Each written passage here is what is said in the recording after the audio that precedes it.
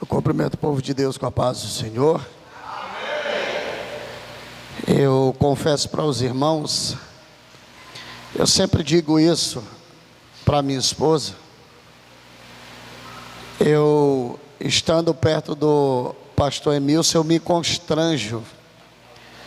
Cada um permaneça no que foi chamado, irmãos. Eu sempre digo isso, porque eu sou muito bom para pregar. Agora, para cuidar, aí é com o pastor Emilson. Nem ovelha dele eu sou, mas ele cuida da gente. Graças a Deus por isso. Seja Deus louvado pela vida dele, da sua esposa, sua mãe, toda a família. Irmão Eric, Deus abençoe a todos. Abra sua Bíblia. Eu vou ser rápido em minhas palavras. Primeira carta de Paulo à igreja de Coríntios, capítulo de número 11. Primeira carta de Paulo à igreja de Coríntios, capítulo de número 11, versículo de número 22 e o versículo de número 23.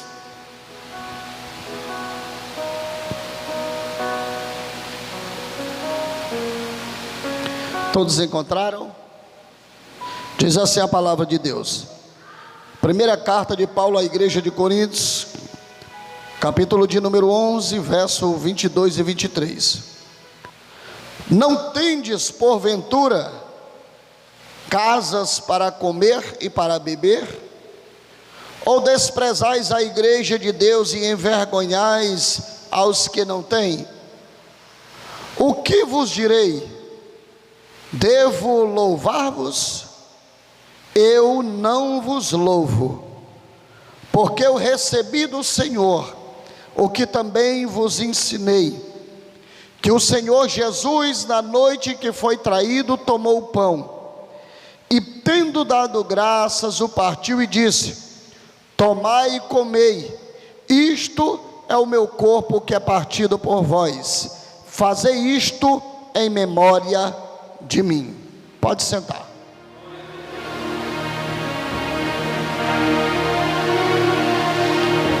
Esquisito, né, irmãos? Lermos um texto como esse. Por que um texto desse? Foi a mesma pergunta que eu fiz a Deus. Eu estava estudando a palavra e pedindo ao Senhor uma mensagem a Deus. E Deus me levava a esse texto, e eu, por que esse texto? E eu, em minha consciência, eu tinha quase certeza que essa mesma pergunta os irmãos fariam, porque esse texto é um texto bastante lido, mas pouco pregado.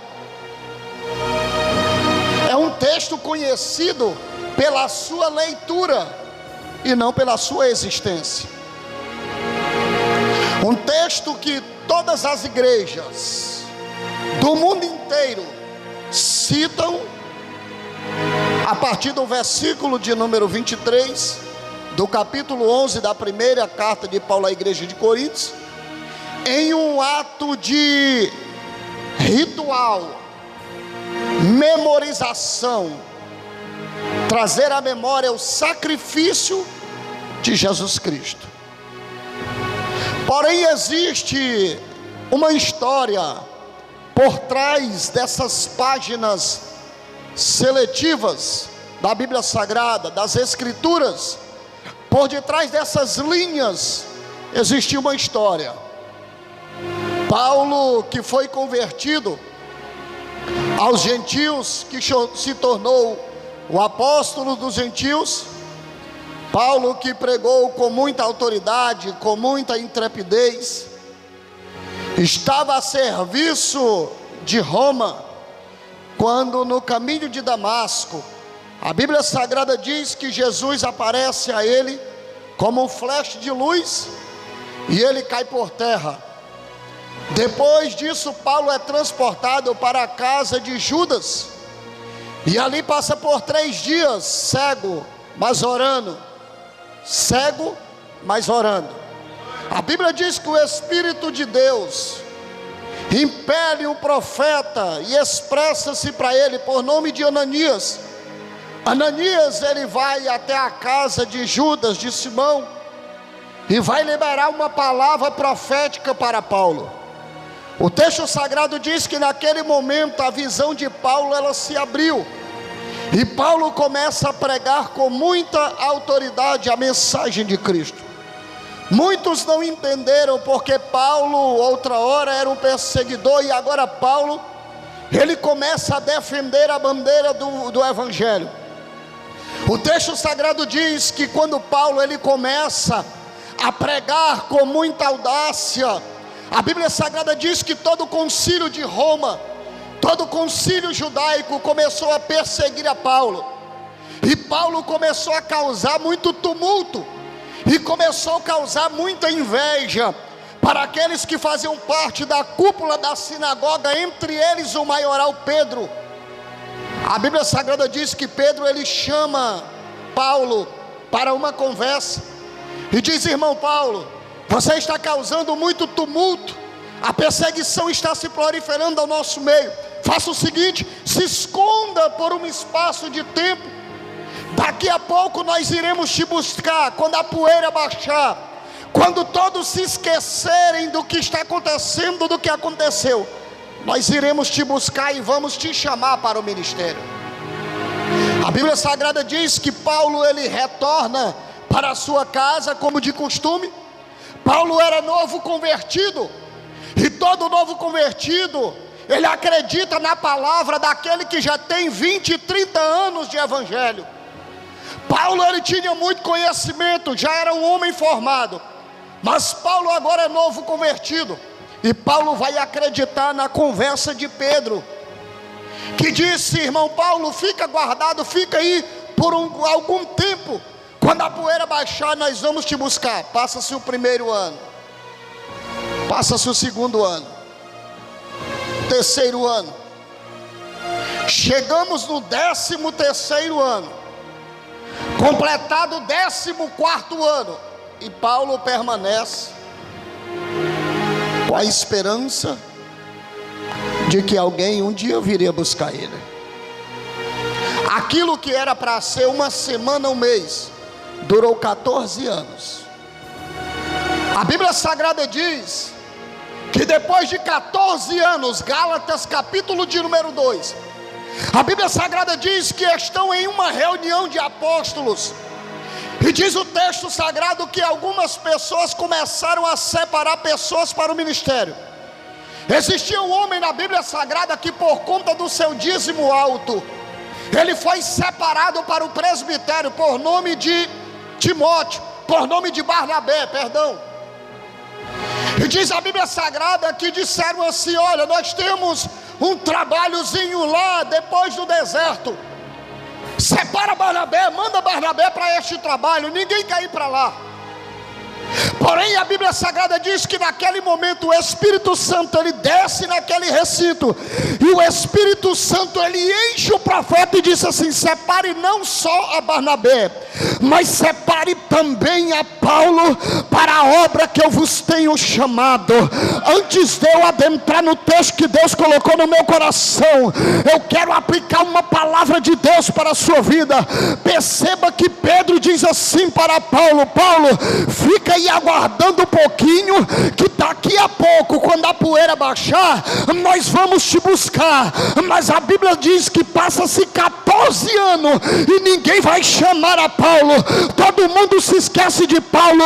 Mas a Bíblia diz que depois dos 14 anos, os apóstolos estavam em uma reunião e separam Barnabé para o ministério. Mas a Bíblia Sagrada diz que o Espírito Santo se manifesta naquele lugar e diz: separai não não só a Barnabé, mas separai também a Paulo para a obra que eu vos tenho chamado. O que é que eu aprendo com isso? Paulo foi esquecido por Pedro, Paulo foi esquecido por João, Paulo foi esquecido por Bartolomeu, Paulo foi esquecido por Filipe, Paulo foi esquecido por Marco, mas Paulo não foi esquecido pelo Espírito Santo de Deus, mesmo tendo passado 14 anos, mas o Espírito Santo foi buscar, o Espírito Santo foi buscar. Deus não se esquece de você. Aleluia! A obra está precisando, e o Espírito Santo vai se lembrar de Paulo. Paulo é chamado para o ministério,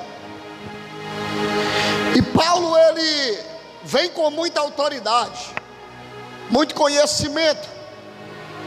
A Bíblia Sagrada diz que Paulo, ele começa a pregar em Éfeso, prega em Filipos, Paulo prega em Colossos, em Bereia, Paulo prega em Cônia, Paulo prega em Roma, Paulo prega na igreja de Malta, e Paulo agora está conhecido. Já se ouve falar de Paulo em todos os lugares da Ásia. Só que ali vai acontecer algo diferente na vida de Paulo, porque Paulo vai chegar em Corinto, e Paulo começa a pregar em Corinto, e a palavra do Senhor, que era transmitida através de sua vida, começou a encher a igreja. E Paulo agora, de uma igrejinha de 20 membros, Paulo está com uma igreja com centenas de membros. Paulo vai sair de uma igreja pequena, e agora Paulo vai passar a ser um pastor de uma grande igreja, a maior igreja da época, a igreja de Corinto. E a Bíblia Sagrada diz que esta igreja de Corinto, ela era repleta de dom do Espírito. Na igreja de Corinto tinha línguas estranhas, na igreja de Corinto tinha variedade de línguas, na igreja de Corinto tinha mistérios, na igreja de Corinto tinha cura, na igreja de Corinto tinha revelação. Só que deixa eu lhe dizer uma coisa: a igreja, quanto maior ela se torna, maior são os problemas. Tem pessoas que não se contêm com uma igreja com 10 membros, quer uma de 100, e Deus não dá, porque a sua estrutura emocional não suporta. A prova disso que Paulo, quando ele chega na igreja de Corinto, que vê a igreja imensa, grande, Paulo vai querer tratar da igreja com muita autoridade, e agora Paulo, ele vai se tornar um religioso. Prova disso que Paulo está doutrinando tanto a igreja, que no capítulo de número 5, ele chega para um jovem, chega para os pastores, e vai falar de um jovem que dormiu com a mãe de seu pai, e ele disse assim: pega este jovem, entrega a sua carne para o diabo, porque eu já entreguei a Satanás. Cuida da alma, porque a carne eu já entreguei a Satanás. Paulo quer expulsar este jovem da igreja. Aí eu quero perguntar para os irmãos: que valor tem uma alma para você? A Bíblia diz que mais vale um pecador arrependido de seus pecados do que 99 justos que não necessita de arrependimento. A Bíblia Sagrada diz que o bom pastor, ele deixa 99 ovelhas que estão ali preparadas, alicerçadas, e vai buscar uma que ficou para trás. O que tem o valor de uma alma para a sua vida, Jesus, ele desce desceu do céu para poder dar a vida para uma alma, mas agora Paulo, que foi alcançado por Jesus Cristo, está desprezando uma alma por conta de pecado. Capítulo de número 5 ele vai expulsar. Só que a segunda carta aos Coríntios, se você for observar a primeira carta aos Coríntios, ele só está falando de quê? Conserto, conserto, conserto, conserto. Na segunda carta aos Coríntios, Paulo está mais maduro, e agora Paulo vai falar uma única coisa: perdão. Na primeira carta aos Coríntios, Paulo manda expulsar da igreja, mas na segunda carta, Paulo vai pedir perdão por aquela ação, e Paulo vai dizer: graças a Deus que vocês não fizeram aquilo que eu mandei, porque este jovem, apesar de pecador, ele tem uma alma. Paulo está doutrinando a igreja de Corinto. Chegamos no versículo de número 11, capítulo de número 22, versículo de número 22 e o versículo de número 23. Todas as vezes que nós vamos expressar-se na Santa Ceia, citamos esta passagem, só que poucos sabemos dessa passagem. Aqui Paulo não está ordenando que as pessoas eles viessem a ceiar. Paulo aqui está tratando de um problema que existia na igreja de Corinto. Se você for ler a partir do versículo de número 1, você vai entender. Paulo não está ordenando que as pessoas ceiem. Paulo está resolvendo um problema que existia na igreja de Corinto. A igreja de Corinto era a igreja maior daquela região. Só que deixa eu dizer uma coisa para os irmãos. Se você observar os irmãos da igreja de Corinto, os irmãos eram ricos. Irmãos, a igreja de Corinto era cheia de empresários,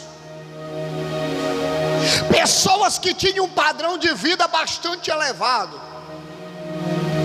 E se o pastor não tiver o cuidado numa igreja dessa, as ovelhas tomam de conta da igreja. Paulo ele coloca alguém para estar à frente da igreja. Só que Paulo vai começar a tomar o conhecimento de como se encontrava a igreja. E Paulo vai começar a escrever uma carta à igreja de Corinto. Os irmãos na ceia estavam fazendo festas, trazendo muita comida, se banqueteando. Aquilo que era para fazer como um momento simbólico, memorável, os irmãos estavam tratando de qualquer forma, comia de tudo, se esbanjava, bebia vinho até se embriagar, e achavam que estavam fazendo aquilo em memória de Cristo. Duas coisas estão acontecendo. Aqui tem dois acontecimentos. Primeiro, o declínio da igreja em um momento memorável. Segundo, Paulo vai citar o que aconteceu um dia antes de Jesus ele ser crucificado. E é aqui que eu quero meditar com os irmãos, porque Paulo aqui está falando de algo que aconteceu antes de Jesus ser crucificado. Jesus ele pede para arrumarem uma casa para a sua última ceia. A Bíblia Sagrada diz que quando encontram a casa, Jesus reúne os 12 discípulos e senta-se à mesa com os discípulos. Jesus diz: eu queria muito ter convosco neste momento. Jesus estava dizendo: eu estava ansiando, eu estava numa expectativa muito grande de ter este momento de particularidade, de comunhão com vocês. Jesus senta-se à mesa. Os 12 se sentam à sua volta.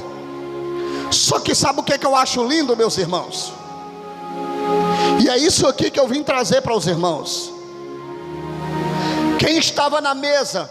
Judas, aquele que já tinha sentado no seu coração trair Jesus. Quem era que estava sentado na mesa? Pedro, aquele que posteriormente ia o negar 3 vezes. Quem era que estava ali? Tomé, aquele que iria desacreditar da sua palavra e achar que ele não tinha ressuscitado. Quem era que está ali? Filipe, aquele que posteriormente iria se levantar contra Pedro. Todos eles estão reunidos,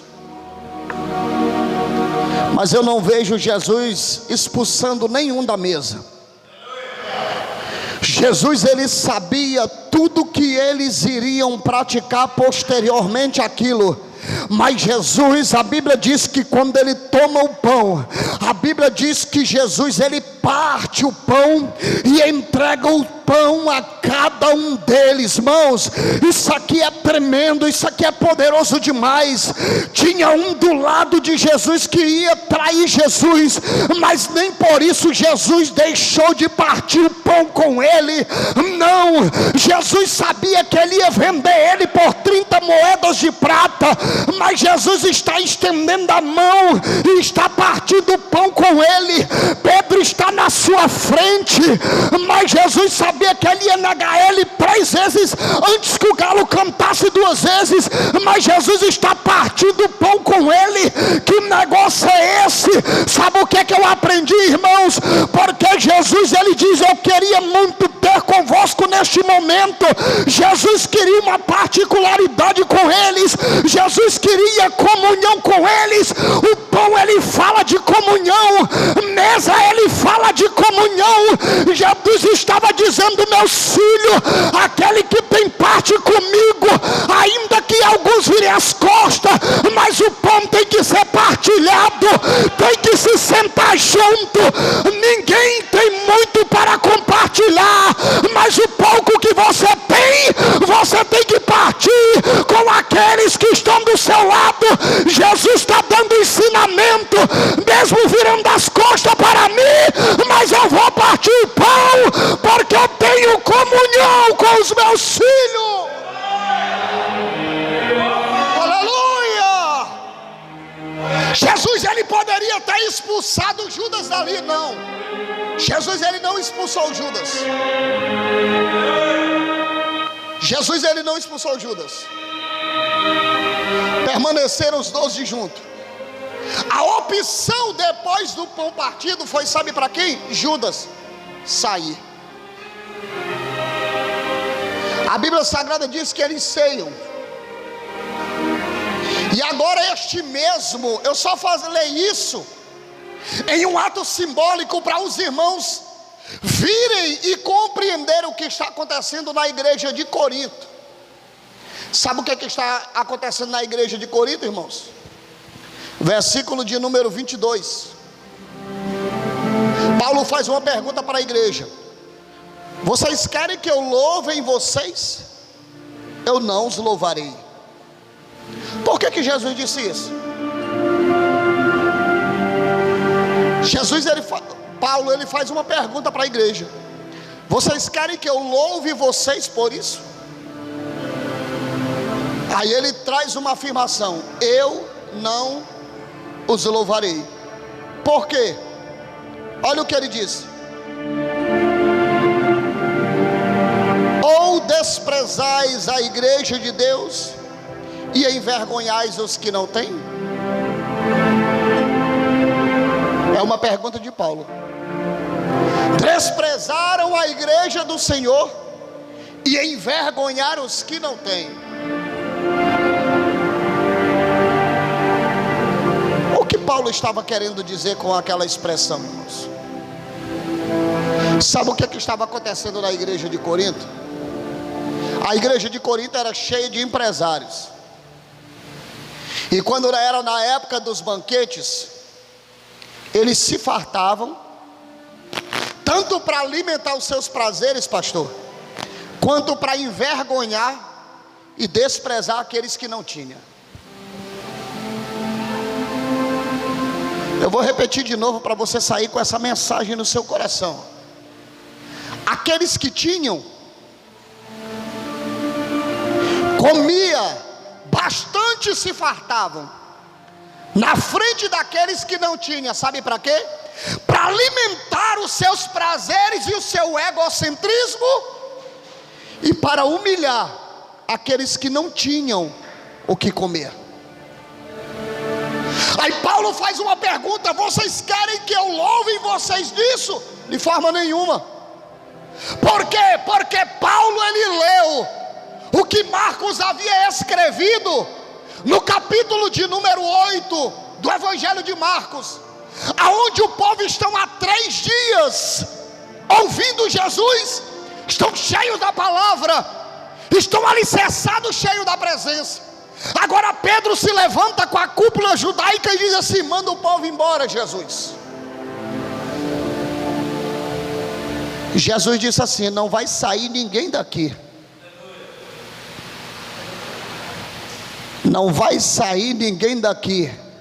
Pedro pergunta: mas por que, Senhor? Jesus diz: esse povo estão há 3 dias que me seguem, ouvem a minha palavra, mas esse povo não tem o que comer, e se eu despedir esse povo, eles vão perecer no deserto. Eles estavam cheios do Espírito, irmão Eric, mas estavam precisando de comida, estava precisando de alimento.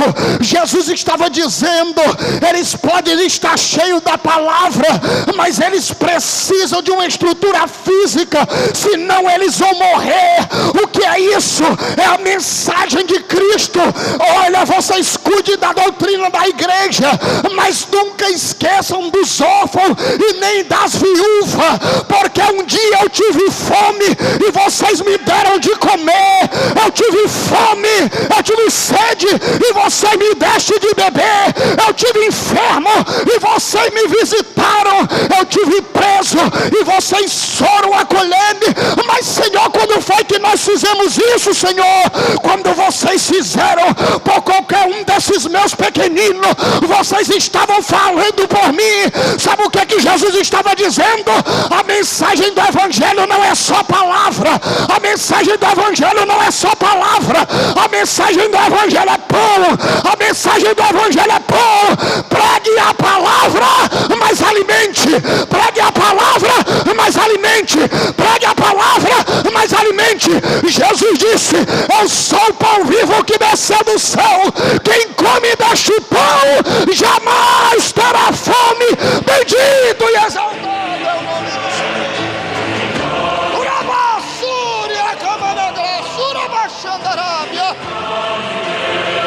A igreja do nosso século, ela precisa ter uma compreensão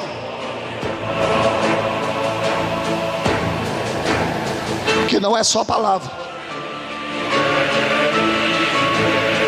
Tem pessoas que estão passando fome, tem pessoas que estão morrendo de fome. Irmãos, a fome que no nosso Brasil é a organização que ela pesquisa os índices de fome no nosso Brasil. Há 2 anos atrás, nós estávamos com 0,3% de mortes no Brasil por fome. Diferente da África, que 67% das mortes lá é por fome. Nós não estávamos nem a 1%. 0,3% de mortes por fome no nosso Brasil. Sabem quanto nós já estamos? Não sei hoje, mas mês passado eu vi o relatório da fome. Nós já estamos com um índice de 30% de fome no nosso Brasil. Não se engane, enquanto você está aqui, tem alguém morrendo de fome. Enquanto você está aqui, tem alguém perecendo de fome. Enquanto você está aqui, tem alguém sendo castigado pela fome. E eu creio que tem muitos aqui que nunca passou fome, pode até ter passado necessidade, mas nunca passou fome, você não sabe que coisa horrível é a pessoa passar fome. Você não consegue dormir. A primeira coisa que a pessoa cometida é no seu estômago. O seu estômago começa a dar uma dor. Se você olhar aqueles meninozinhos da África, eles andam de 4 pés porque não conseguem se levantar, mas não é porque eles são aleijados não, irmão. A primeira coisa que a fome faz, ela dá uma dor atravessada no seu estômago.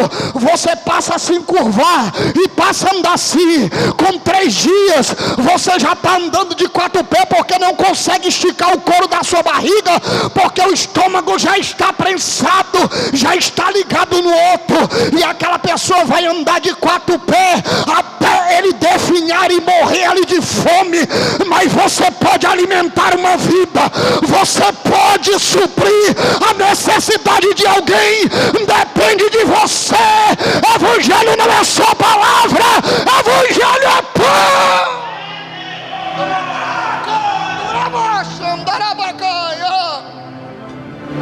Aleluia! A igreja de Corinto estava se esbanjando em alimentos. Olha, nós temos, o Senhor tem nos abençoado, enquanto do lado estavam outros sofrendo de fome, e eles estavam alheios a isso, irmão. Eles não estavam nem aí para isso. Jesus disse assim: Pedro, procura alguma coisa aí no meio do povo para alimentar esse povo. Eu não posso mandar esse povo embora sem comer. O povo só saiu de lá depois que comeu, porque Jesus sabia a necessidade do povo. Paulo agora ele vai doutrinar a igreja, trazendo a eles a consciência do que eles estavam fazendo. Eles estavam profanando o templo do Senhor. Aquilo que era para ser um ato memorável ao Senhor, a ceia do Senhor, estava transformando em chocarrice, em esbanjamento de comida, esbanjamento de vinho, e estavam fazendo da casa do Senhor um antro de perdição. E aí Paulo vai começar a ensinar a respeito da ceia, porque eu recebi do Senhor o que eu também vos ensinei. É que o Senhor, na noite em que foi traído, ele tomou o pão, e tendo dado graças, o partiu e o deu, e disse: comei, este é o meu corpo, que é partido por vós. Fazei isto em memória de mim. Jesus ele ensina através de Paulo como se deveria se portar na ceia. Só que quando vai encerrar o texto, eu vejo algo tremendo aqui. A Bíblia Sagrada diz que o próprio Senhor Jesus, ele vai falar de um ajuntamento, irmão Eric. Ele disse: quando vos ajuntais para comer, esperai uns pelos outros. Duas coisas estão acontecendo ali. Primeiro, sem forçar o texto e desprezar o texto, estava falando da organização da ceia. E segundo, estava falando de uma unanimidade. Porque quando a igreja tomasse cada um pão, ou cada um pedaço de pão, todos eles seriam portados como uma pessoa só.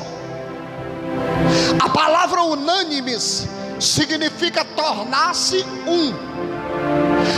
Atos 2, a Bíblia diz que eles estavam unânimes. De repente veio um som como de um vento veemente e impetuoso, e encheu toda a casa, e foram vistos por eles línguas repartidas como de fogo. O texto diz que eles estavam unânimes. A palavra unânimes é tornar-se um. Tinha 120, mas Deus só via um. Da mesma forma aqui tem que acontecer um ajuntamento. O Senhor disse: quando vos ajuntardes para comer, Ele não disse: vocês vão se separar para se alimentar. Era o que estava acontecendo. Aqueles que tinham muito comia e zombava daqueles que não tinham. Aí ele disse: não, vou colocar a organização nisso aqui. Vocês vão comer tudo de uma vez. E do tanto que um come, o outro come. Você sabe o que é isso, irmão? Reino de Deus. Em uma ceia aqui, nenhum dos irmãos tem a capacidade de dizer: pastor me deu 2 pedaços de pão, pastor me deu 2 copos de vinho, eu sou melhor. Ele me deu 3 copos de vinho e me deu 3 pedaços de pão. No texto nós vemos uma organização, e essa organização fala de multiplicação. E a multiplicação traz o ajuntamento. Para quê? Para que dentro da organização do culto e a celebração da ceia, ninguém possa olhar para o outro e dizer: aquele tem mais, aquele comeu mais, aquele tem, aquele não tem. A prova disso é que quando ele termina, ele olha e diz assim: tem alguém que ficou sem pão, tem alguém que ficou sem vinho. E quando eu comecei a meditar nisso, irmão, na organização do culto, Deus começou a falar comigo a respeito da obra missionária. Foi o que eu disse para o cantor Arthur. Eu disse: olha, quando nós for, ninguém vai levar nada mais e ninguém vai levar nada menos. Por quê? Porque é uma desonra. Nós vamos chegar no campo missionário, eles não tem nada para comer. Diga aí: eu chegar no canto que eles não tem nada para comer, enfiar a mão na bolsa, puxar uma bolacha recheada, puxar uma creme crack, é uma desonra muito grande. Não, mas quando chega lá, se tem rato, nós vamos comer rato, se tem pão seco, nós vamos comer pão seco. Para quê? Para não se tornar desonra. Eu como o que você come. Se não tem o que comer, nós não comemos nada, mas nós seremos do mesmo tamanho, na mesma igualdade, e juntos iremos morar no céu.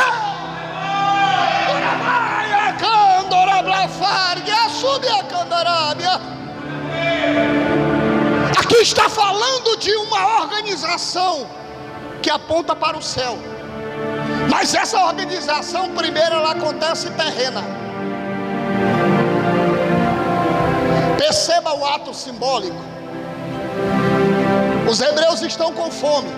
O Senhor disse: eu vou dar pão para vocês, pão material e pão espiritual. Perceba que quando eles recebem a liberdade e atravessam o mar, o Senhor diz assim: agora vamos celebrar Páscoa. Pega pão. Vão para a ceia. Ele disse: pega pão. Marcos capítulo de número 8. Tem o que para o povo comer aí? Pão e peixe.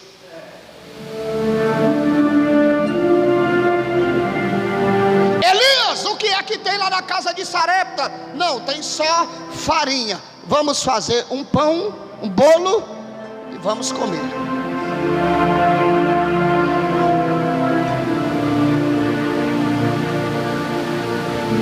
Em toda a Bíblia Sagrada, você vai ver falar de 2 tipos de pão: pão físico e pão espiritual. Eu entendi o porquê que o Senhor me deu essa palavra, diferente de todas as que eu já preguei aqui. Uma conscientização missionária para os irmãos, não só para os irmãos fazerem, mas para os irmãos incentivarem a outras pessoas fazerem. Nesses últimos dias, a chama missionária arde no nosso coração, e não tem como falar de missões se não falar de pão. Não adianta ir para o campo missionário e não levar pão. Foi o que eu estava dizendo hoje para um irmão no telefone. Eu digo: irmãos, nós temos que levar a cesta básica e tem que levar dinheiro. Eu vou dizer o porquê. A cesta básica não é para o missionário, a cesta básica é para o povo que estão no campo. Mas deixa eu dizer uma coisa: o missionário vai permanecer no campo e nós vamos embora. Ele vai passar o ano todo lá e nós aqui. Então não é só o povo que tem que ser abastecido, o missionário também tem que ser abastecido. Nós vamos levando a cesta básica para o povo, a lancheira para as crianças, os carrinhos, as bonecas para as crianças. Mas o missionário também está lá e cuida deles o ano inteiro. Então o missionário também precisa de pão. A família do missionário também precisa de pão. E se não houver o que houve aqui, Paulo primeiro ele ensina como deve ser a ceia. E depois Paulo vai falar de um ajuntamento, porque ninguém faz a obra só. Eu sempre digo, quem faz a obra missionária são os meus amigos. Eu simplesmente executo a obra, mas sem os meus amigos eu não tenho condição de fazer. Então eles fazem e eu executo. Então tem que haver um ajuntamento. Se não houver ajuntamento, não há a representação do pão no meio da igreja. Então eu encerro essa mensagem. Talvez não foi o que você estava esperando ouvir, mas eu tenho certeza que aquilo que Deus colocou no meu coração, eu entreguei para a igreja. O valor de um pão. Talvez você um dia precisou ou vai precisar, ou um filho seu vai precisar de um pão.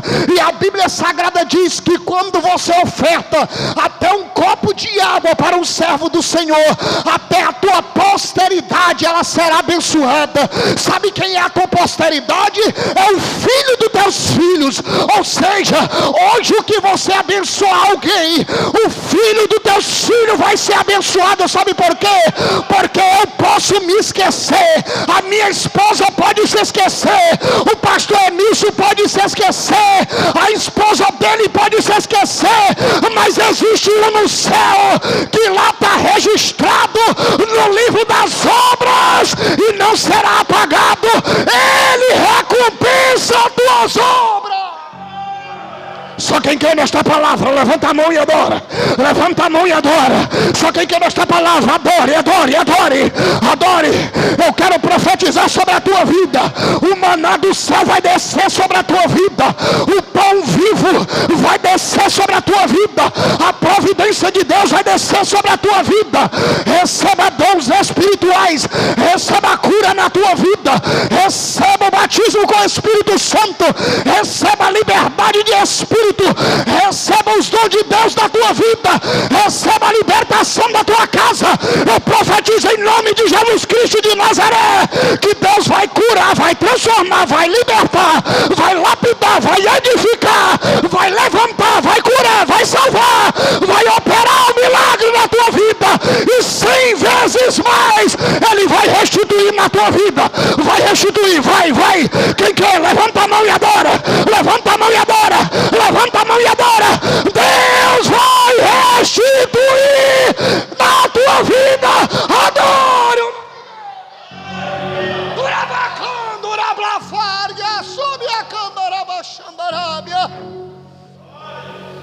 Espírito Santo de Deus. Espírito de Deus. Eu profetizo sobre a sua vida que tudo que você plantar no reino de Deus, o Senhor vai te recompensar 100 vezes mais, como fez com Abraão. Amém? Que Deus abençoe a todos os irmãos em nome de Jesus.